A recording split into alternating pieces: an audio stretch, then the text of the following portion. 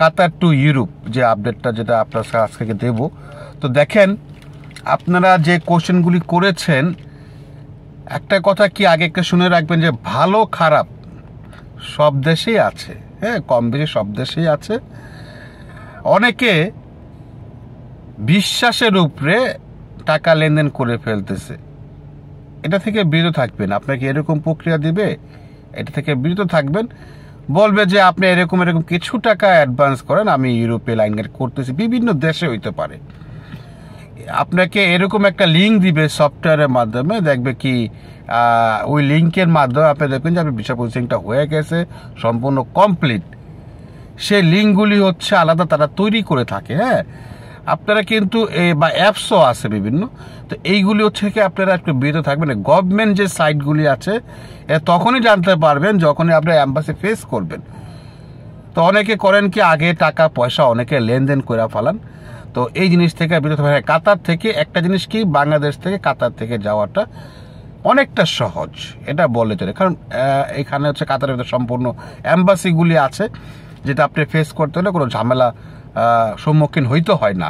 কিন্তু বাংলাদেশ থেকে হয় কি, ওই সেই অ্যাম্বাসিগুলি ফেস করতে হলে যাইতে হয় ইন্ডিয়াতে, সেখানে ইন্ডিয়ান পিউরিটিটা বেশি দেয়, আর সিরিয়ালটা পাইতে অনেক কষ্ট হয়, লং টাইম প্রসেস, এই বিস্তারিত অনেক ঝামেলা হয়ে থাকে।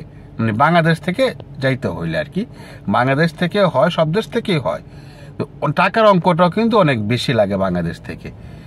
তো সব কিছু বিষয়ে জানা বোঝার পরে দেখলাম যে না, কাতার থেকে সহজ, কিন্তু এটা যে লিগেল কোনো পদ্ধতি মাধ্যমে আপনি যাইতে পারেন, ভালো একটা এজেন্সির মাধ্যমে যাইতে পারলে হচ্ছে ভালো। তো আমার কাছে বিস্তারিত কোনো এজেন্সি পরিচিত নাই যে আমি আপনাদেরকে দেবো। আপনারা এটাও বলেছেন যে যদি আপনাকে জানা থাকে তাহলে আপনি একটা দেন। একটা জিনিস কি, আমি এই সম্পর্কে জানলেও আমি আপনাদের যেটা সত্যি কথা বললাম, দিতে রাজি না। কেন, আমি নিজেও কিন্তু জানি না, শিওর না 100% সে ভালো কি না, বা এজেন্সি ভালো কি না। কেন,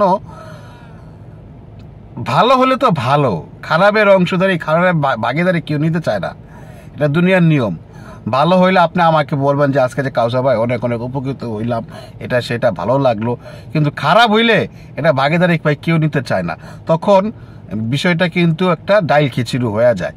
তো সবাইকে বলবো আপনারা 100% এটা এই নেবেন, টাকা যে দিচ্ছেন, পেমেন্ট করছেন, সেটা সিকিউরিটি মানি রিসিট আপনারা নিয়ে রাখবেন যে আপনি টাকা লেনদেন করতেছেন, হ্যাঁ। কাতারের ভিতরে হয়তো বা যে কোনো প্রতিটা মানি রিসিট আপনাকে দিয়ে দেয়, তো সেভাবে জেনে বুঝে আপনারা এই করেন। বা সেই যে আপনি এজেন্সিতে আপনি টাকাটা লেনদেন করতেছেন, সেটা কোনো কোম্পানিটা কীরকম, এটা ব্যাকগ্রাউন্ড সম্পর্কে কিছু জানবেন, কিছু তথ্য নেবেন। বিষয়টা যদি বেশি সন্দেহ লাগে, প্রয়োজনে সহযোগিতা নেবেন। আশেপাশে যে কোনো পুলিশ স্টেশন আছে, সেখানে সহযোগিতা নেবেন, বা কোনো আলোচনা করে নেবেন আগে থাকতে, যারা আপনার কাছ থেকে আর অনেকে যারা যাচ্ছে এরকম বা গেছে কিনা, সেই সম্পর্কে থেকে আপনারা জেনে বুঝে আপনারা এই করবেন। বা যারা ইউরোপে চলে গেছে, যে কোনো ট্রাভেলসের মাধ্যমেই তো গেছে, তাই না, তাদের কাছ থেকে আপনারা একটা নাম্বার নিয়ে যোগাযোগ করে কাতার থেকে এটাও আপনি যাইতে পারেন।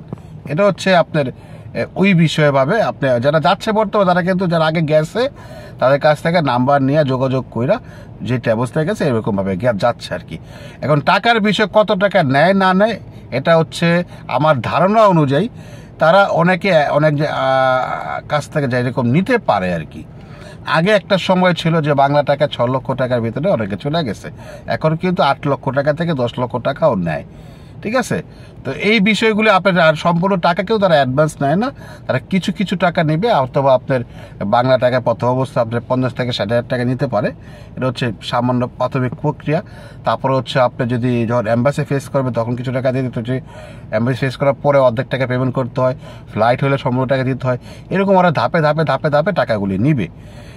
তো আশা করি বুঝতে পারছেন। আর আপনারা আপনাদের কষ্টের টাকা, রক্তের টাকা যাকেই দিচ্ছেন অবশ্যই অবশ্যই জেনে বুঝে ব্যাকগ্রাউন্ড সম্পর্কে ভালোভাবে জাস্টিফাই করে দিবেন।